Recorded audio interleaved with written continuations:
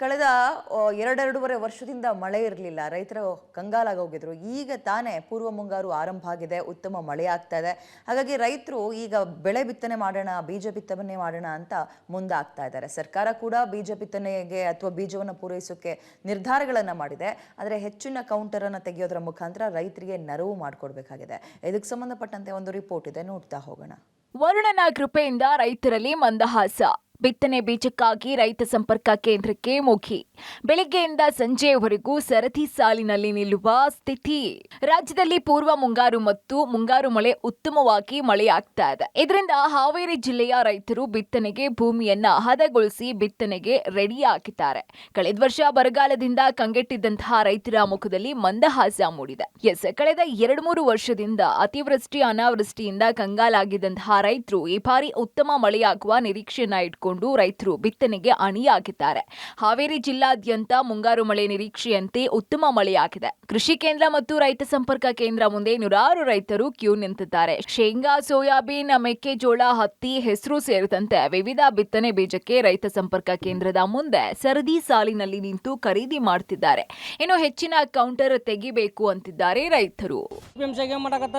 ಕಾಳು ವಿತರಣೆ ಮಾಡಲ್ಲ, ಕಂಪ್ಯೂಟರ್ ಆದ ರೈತರು ಕೊಳೆ ಹಾಕತ್ತಾರ. ಈ ತರ ಮಾಡಿ ಸಮಸ್ಯೆ ಆಕೈತಿ. ಇಲ್ಲ ವಿಚಾರ ಮಾಡಬೇಕು. MLAಗಳು MP ಗಳು ಎಲೆಕ್ಷನ್ ಓಟ್ ಹಾಕ ಮುಂದೆ ಬರ್ತಾರ, ರೈತರು ಸ್ಪಂದಿಸಂಗಿಲ್ಲ. ಈಗ ಬೀಜ ಗೊಬ್ಬರ ಕೊಡ್ಬೇಕು, ಸಾಮಾನ್ಯ ಬಿಡಲ್ಲ. ರೈತರು ಏನ್ ಮಾಡನ್ರಿ? ಈ ಸಲ ಸ್ವಲ್ಪ ಮಳೆ ಬೇಗ ಆಗೈತ್ರಿ, ಹಂಗಾಗಿ ಕ್ಯೂ ಅಲ್ಲಿ ಜನ ಭಾಳ ಕೊಡಾಕತ್ತೀರಿ. ಎಲ್ಲ ರೈತರು ಒಯ್ಯಾಕತ್ತಾರೆ. ಈಗ ಮಳೆ ಎಲ್ಲ ಚೆನ್ನಾಗೈತ್ರಿ. ವಾದ ಸಲ ಲಾಸ್ ಭಾಳ ಆಗಿದ್ರಿ. ಮಳೆ ಹೋಗಿ ಪೀಕ್ ಎಲ್ಲ ಕುಂತಿದ್ರಿ, ಮಳೆ ಹೋಗಿ ಎಲ್ಲ ಬತ್ತಿ ಹೋಗ್ಬಿಟ್ರಿ. ಈ ವರ್ಷ ಎಲ್ಲ ಮಳೆ ಚೆನ್ನಾಗೈತ್ರಿ.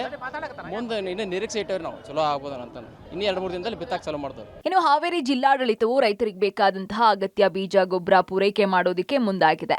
ಜಿಲ್ಲಾದ್ಯಂತ 42 ರೈತ ಸಂಪರ್ಕ ಕೇಂದ್ರದಲ್ಲಿ ಬೀಜ ಗೊಬ್ಬರ ವಿತರಣೆ ಮಾಡ್ತಿದ್ದಾರೆ. ಗೋವಿಜೋಳ 60,000 ಟನ್, 800 ಕ್ವಿಂಟಾಲ್ ಭತ್ತ, ಶೇಂಗಾ 800 ಕ್ವಿಂಟಾಲ್, ಸೋಯಾಬೀನ್ 3,063 ಕ್ವಿಂಟಾಲ್ ಸೇರಿದಂತೆ ರಸಗೊಬ್ಬರ ದಾಸ್ತಾನು ಇದೆ.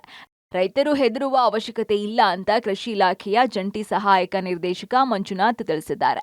ಒಟ್ಟು 42 ವಿತರಣಾ ಕೇಂದ್ರಗಳ ಮುಖಾಂತರ ರೈತರಿಗೆ ಸಹಾಯಧನದಲ್ಲಿ ಬೀಜ ವಿತರಣೆ ಮಾಡ್ತಾ ಇದ್ದೀವಿ. ಗೋವಿನ ಇರ್ಬೋದು, ಭತ್ತ ಇರ್ಬೋದು, ಸೋಯಾಬೀನ್ ಇರ್ಬೋದು, ಶೇಂಗಾ ಇರ್ಬೋದು, ಈ ತರ ನಾವು ವಿತರಣೆ ಮಾಡ್ತಾ ಇದ್ವಿ. ಗೋವಿನ ಜೋಳದಲ್ಲಿ ಆಲ್ರೆಡಿ ನಮ್ಮ ಕಡೆ 1,100 ಟನ್ ಕ್ವಿಂಟಲ್ಸ್ ದಾಸ್ತಾನ ಇದೆ.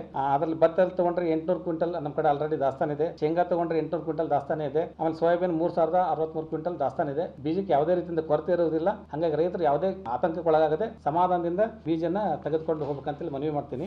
ಒಟ್ನಲ್ಲಿ ಕಳೆದ ಬಾರಿಯ ಬರಗಾಲಕ್ಕೆ ಕಂಗಾಲಾಗಿದ್ದಂತಹ ರೈತರಲ್ಲಿ ಈ ಬಾರಿ ಮಳೆ ರೈತರ ಮುಖದಲ್ಲಿ ಮಂದಹಾಸ ಮೂಡಿಸಿದೆ. ಭೂತಾಯಿ ನಂಬಿ ಓಡಲಿಗೆ ಬೀಜವನ್ನ ಚೆಲ್ಲಲು ಸಿದ್ಧರಾಗಿದ್ದಾರೆ. ಈ ಬಾರಿ ಆದರೂ ವರುಣ ದೇವ ಕೈ ಬಿಡದೆ ಇರಲಿ ಅನ್ನೋದೇ ಎಲ್ಲರ ಆಶಯ. ಪಕ್ಕೀರಯ್ಯ, ಪಬ್ಲಿಕ್ ಟಿವಿ, ಹಾವೇರಿ.